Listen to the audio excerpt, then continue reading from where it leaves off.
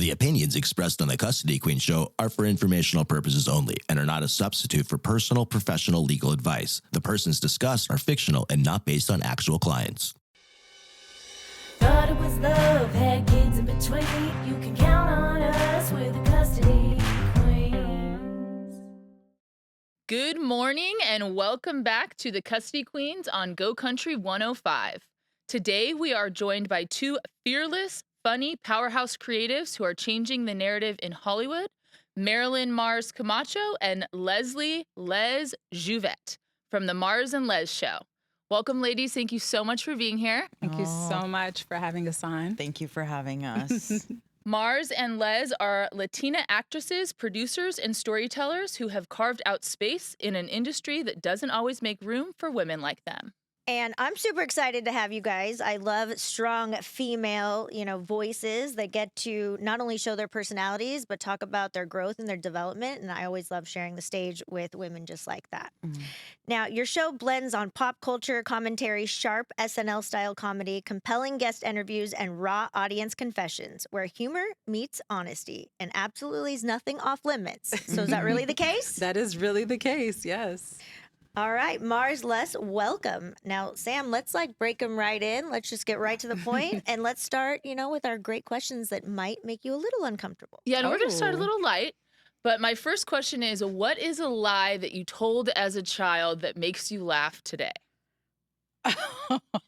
Mine is, God. What is the lie that you told as a child? That makes me laugh today? Wow. I used to say that Macho Camacho, the boxer, was my uncle. That's fabulous. That's fabulous. When I was at school, if the guys tried to mess with me, because, you get teased in grammar school and I'm like, I'm going to get my uncle on you. He's a boxer. He's going to beat your, I don't know. Oh, okay. I love that. But it was nobody questioned it because I was the only Camacho in the school. Nobody else had that last name. That's funny. So that it was, funny. And he was Puerto Rican. So I was like, that's my uncle and he's going to beat you up. So you better leave me alone. That's funny. Yeah, I got asked a lot about Martina McBride and I would be like, I don't know. And it's yeah. No, I know. I don't know her. Yeah.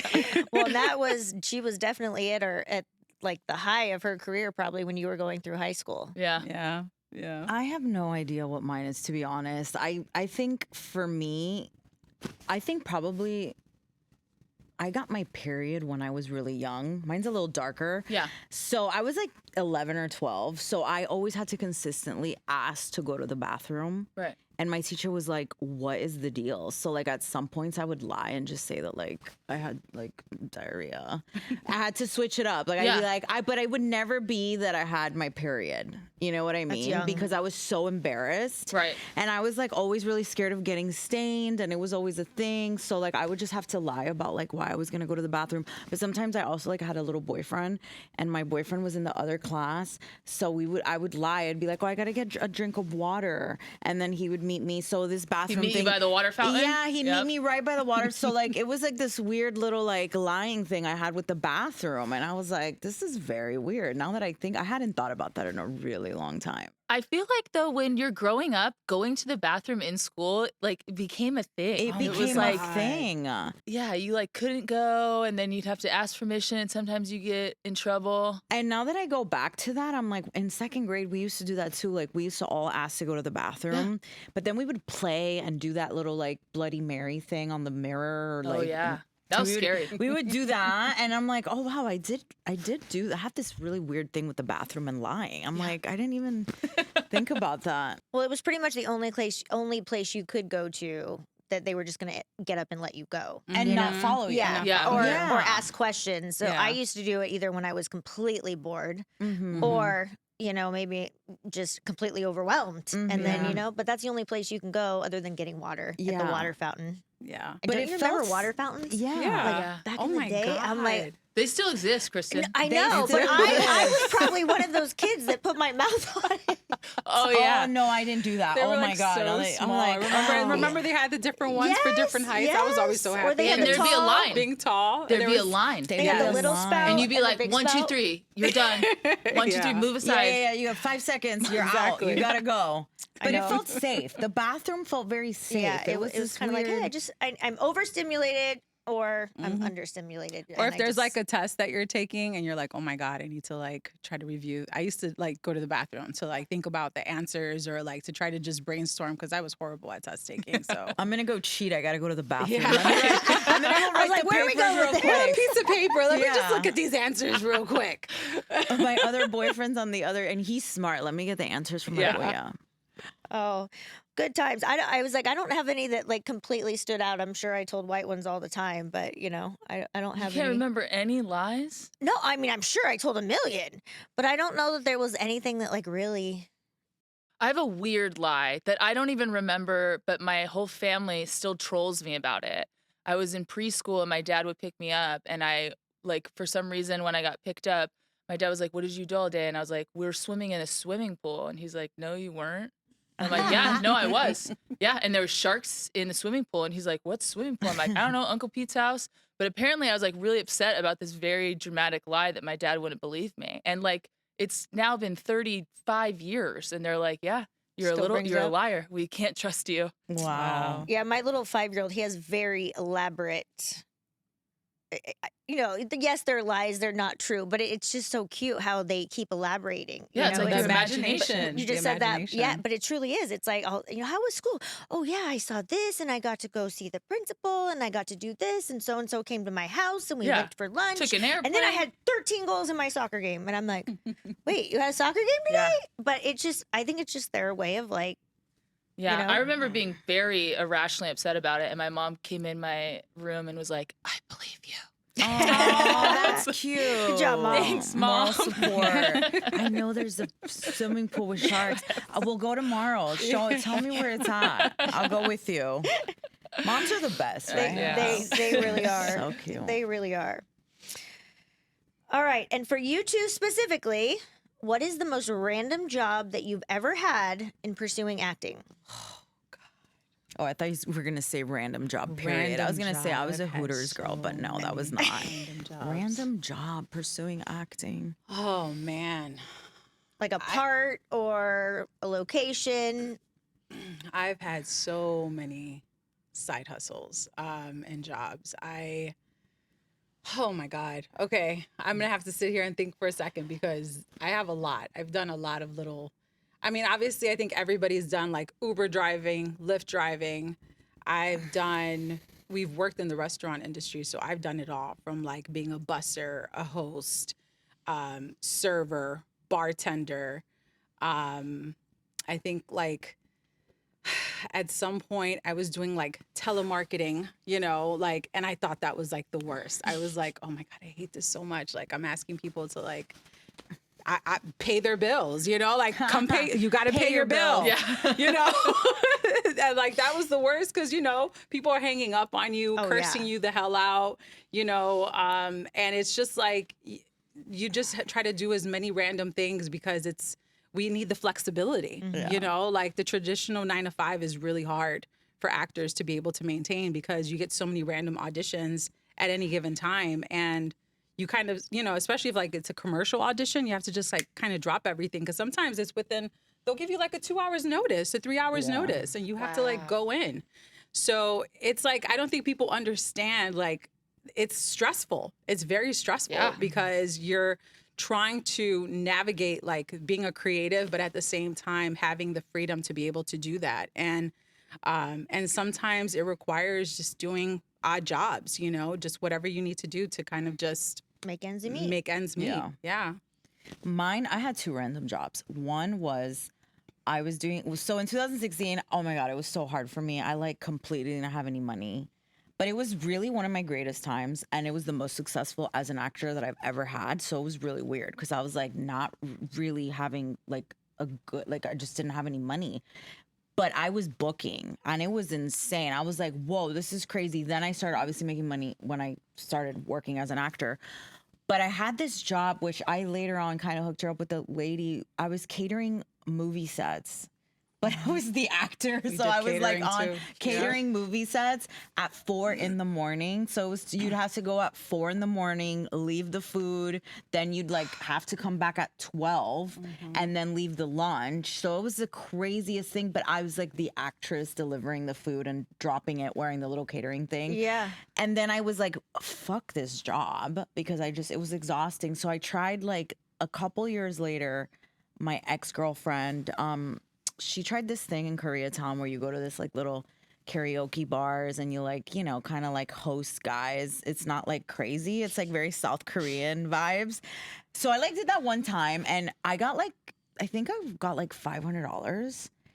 And I was like, oh my God, I know why people do this. But then it got really sketchy.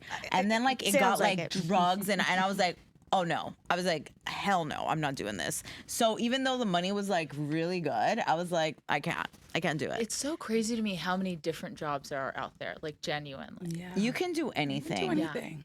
And then I found my feet on the internet and I was like, I should have just sold my feet. I was like, just gonna bring screw that up. I've been saying that for I did Kristen that and for I a little joke bit about during the that. pandemic. I joke about it, but like I literally the wiki feet, they just take your feet and put it on the internet if you're in the industry. And I'm like, I bet people are like, this is free. I could have gotten paid for this. I'm like, Yeah.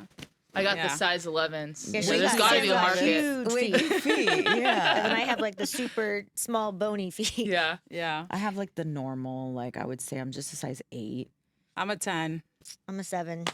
you know, And we're both soccer players, so our feet are not super. ex-basketball player. Okay, so There you you go. know the athletic feet are not the most attractive feet. No. It's like, wait, And why is that lump my hands sticking are out? huge.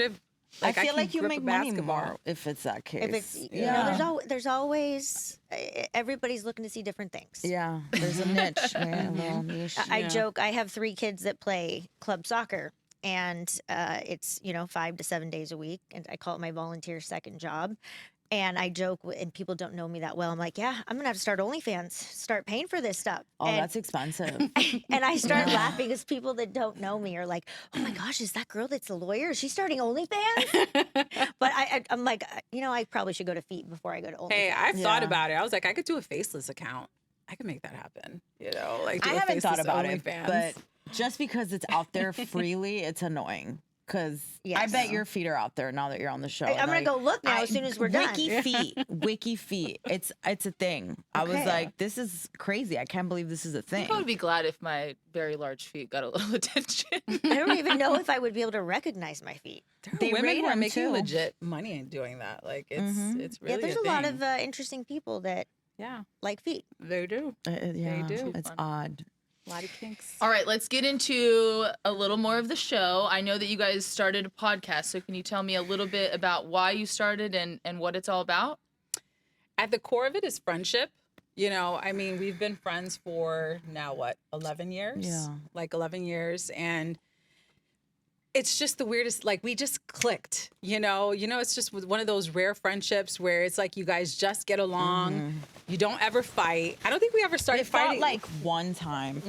but like Twice. actually recently. But That before was the more show, recent. we got in it. I was like, oh, this might be the end of the show. It didn't even start. I was like, oh, the show might not air. We just got in like a really bad fight. And we had never fought. yeah, ever. so it was weird. It was like, how do we navigate this fight? Because like she was never gonna text me because she's a Virgo. So I was like, I'm gonna have to text her, and I'm gonna have to be like, hey, let's talk.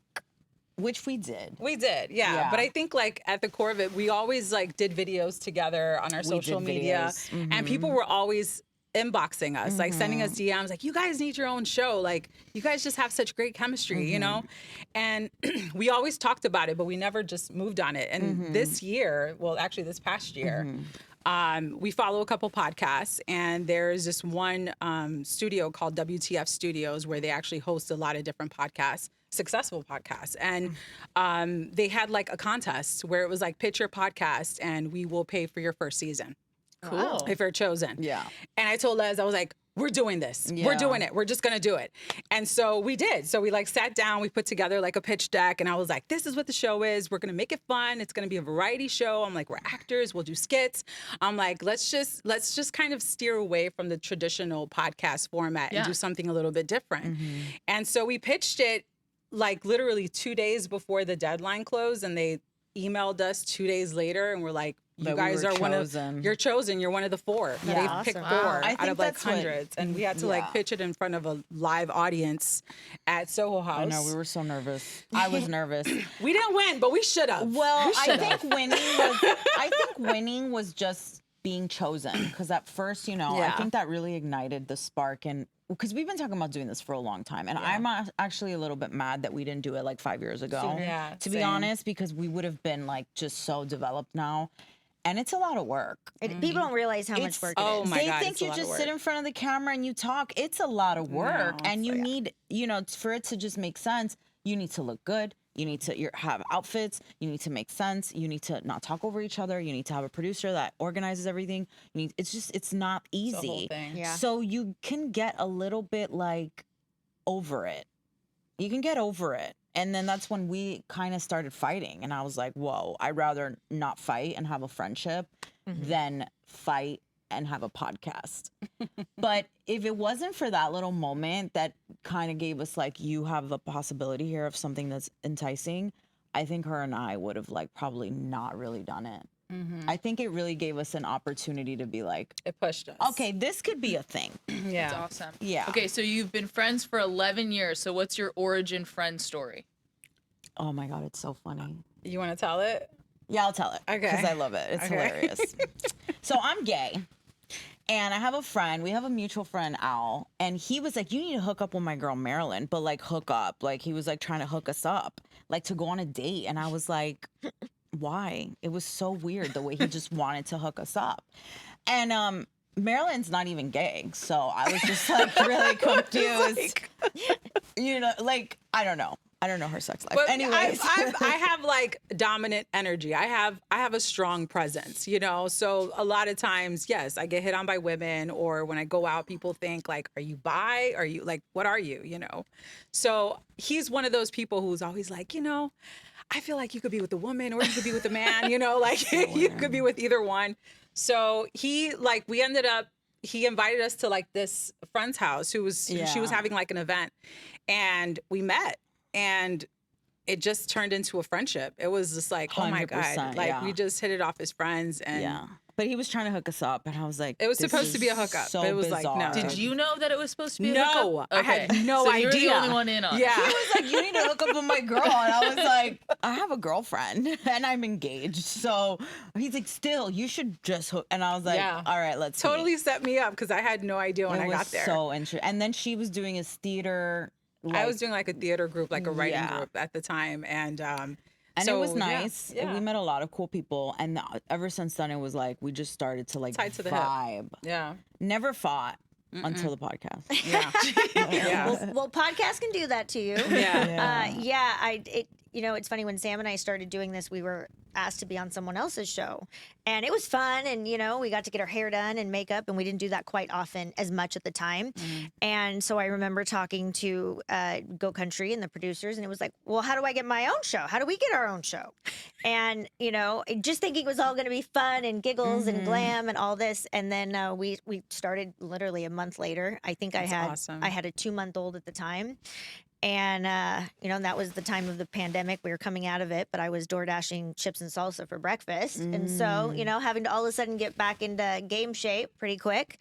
And then that was how we started. But I think many people who enjoy podcasts and love them and comment and share, I don't think people realize how much work goes into it. It's a lot of They work. see It's a our lot of social media work. posts and our pictures and our selfies. And it's like, oh my gosh, she gets to go. She gets to put on really nice clothes and shoes and then take pictures with her bestie.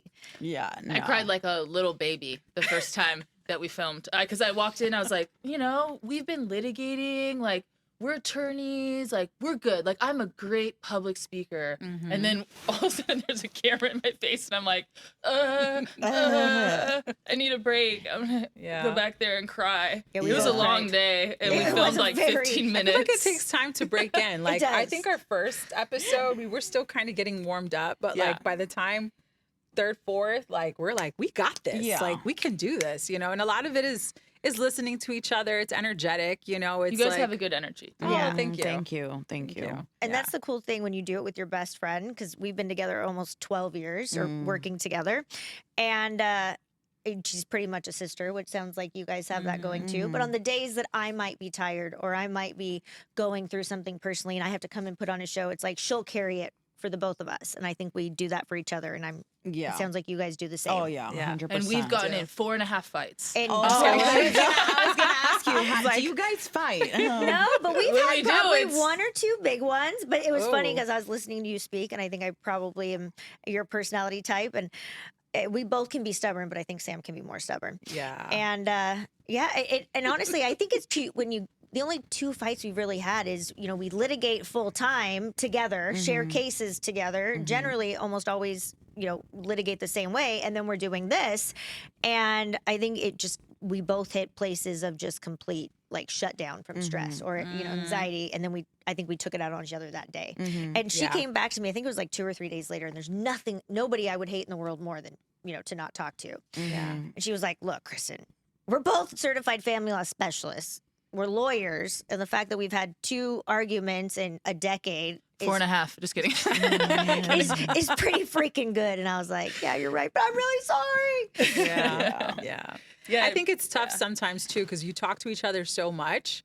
We talk to each other every single day. She's the Right. only person. She doesn't like talking to people. I'm very Only like, me. like I have friends, but I don't know, like I need my energy, right? Right. And I retreat. And so, but she's the only one that I'm like, okay, I could deal with her. Yeah. She'd come over and we won't say a word to each other. We'll just hang out. We literally had days where she'll come over and we just do our own thing. We don't talk. Yeah, we you don't know? talk. And it's just that type of friendship, but I think sometimes when you are going through things like personal stuff or whatever, it's hard. Like we learned through our arguments is like, we can't let this bleed into our work. Yeah. And I think that's kind of where we checked ourselves. And now when we feel like we're stressed out, if she's kind of snappy, if I'm kind of snappy, it's like we take a pause and we're like, all right, wait, are you okay? What's going on? Yeah. And I think that's really important. Yeah, we had to have a drink and talk and be like, okay, so what is what happened for real, right? It's not the show, what's going on. And then, but it's, I think that just having those like little things that you know how to just handle, it's probably what takes the friendship to the next level. Yeah. Yeah, I can walk in Sam's office, make eye contact. I'm like, okay, I'll be back. She says a lot with those beautiful eyes of hers. You got a good RBF. And Sam can tell when I either respond with the letter K, K, Okay. or Oh yeah, you don't want to fight with Kristen. But when she is fighting for you, when she's on your team, Yeah. nothing better. Amazing. Sit back, eat some Doritos. She'll deal with it. Oh, I love that. we're passionate. Yes. No doubt. Now, I know we're running out of time for the show, but and we're going to do a part 2 for everyone that is still listening. So we're going to continue this on.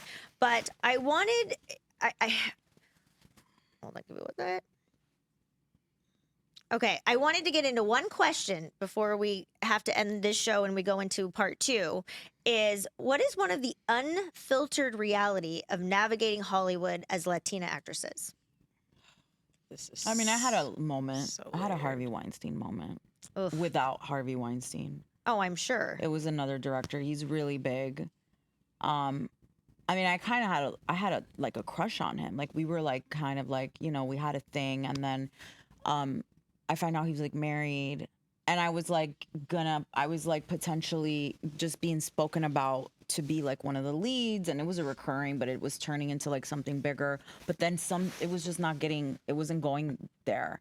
And then I found out the show was getting canceled because that person was being really difficult. But it was like, it's not a cliche, it's a thing, you know? And if you're young and if, you're attractive and if you're different, it's like, yeah, it's true. You do get preyed on. By women too, though. It's Yeah. not just men. There are women out there that are like trying to Seems do like the there's same. a lot of additional pressure added on to things that shouldn't. Yeah, really be I mean, there. I've had the experience, but with a woman. It was Wow. actually with a woman. She was an executive. I was just gonna say, is it someone with like a higher Yeah, up position? she was an Damn, executive. I wish I had experience And- with a woman. I would have been like, okay. You know, but the way that it was done was so smooth. It was so slick, you know, that you would have never, if I wasn't in tune and just aware, Right. you know, I could have easily fallen into that. But I think aside from that, I think like in general, Latina actresses, it's tough. You know, there's not a lot of roles for us out there. You know, they're not writing shows for us. When you think about it, what Latino shows are on the air right now? You know, it's not, and if they do go on the air, we get what, 1 season, 2 seasons before they cut it. So I feel like it's really tough because, you know, we're in LA and there's a huge Latino population here. Right. And it's like, how is that not being filtered into Hollywood? How are we not having our stories being told, you know? And then we do realize that it does start at the top. You know, we need more Latino executives that are able to greenlight our shows. But I think for a good amount of us, we've kind of been put into a space where we're like, well, we're going to continue to audition. We're going to continue to fight the fight and, you know, show up and be present. But also we cannot wait for our phones to ring. We have to take matters into our own hands and actually start creating our own content. And that's something that she and I have been doing for years. So I think that's kind of the path, you know, if there's no door being open for you and you're not having those opportunities presented to you, then you have no other option but to create your own. Yeah. Right. I Yeah. agree. And when you said a comment that year of 2016, that was your best year, you know, but also a hard year financially. But I am a firm believer that those are the years that make us or break us. Oh, it was my favorite year 1000%. ever. When you have to rely solely on yourself because love that nobody's going to year. bail you out. Nobody's, Yeah. you know, hanging with a credit card or a check. I think I had a year like that. And it was kind of, I was having a little bit of like an identity crisis. Do I want to be a lawyer? I'm really good at sales. And I went and did sales and made 3 times than what I was making as, you know, potentially as a law clerk at the time. But when I had no safety net, that was the year that I think I learned the most about myself. I love that year. It was my favorite year. I lived in a tiny little studio, my favorite studio ever. I go back there, drive, and I look at it and I admire it. And I just remember like walking my dogs and just these moments that I had. And I do, honestly, it was because I also had such big auditions and I was going to studio lots a lot. I was getting a lot of opportunities and it really just shaped who I am today. And I believe that like those moments are just if you don't have those moments, you don't have anything. Nope, You it don't built have you. anything because you don't enjoy, once you get that earned reward, you don't enjoy it. Right. If you don't have that moment, Yep. right? If it's just given to you and you just have a successful podcast, but you didn't really work for it. Right. Once you don't want it, you're like, this is not, you know, that's part of life. I think is just to have that time to reflect and think agree. about just, oh my God, it took me so much, but I'm here and I can breathe now. All right. Well, we will take those moments into part 2. And thank you for joining us this Saturday and every Saturday on Go Country 105. And remember, if you have a question about your family law or you just have a question for Sam and I, make sure you give us a call at 1-800-419-7772. That's 1-800-419-7772. And make sure that you join us next week for part 2 with Les and Mars. We cannot wait. And remember, let love rule. Thought it was love, had kids in between. You can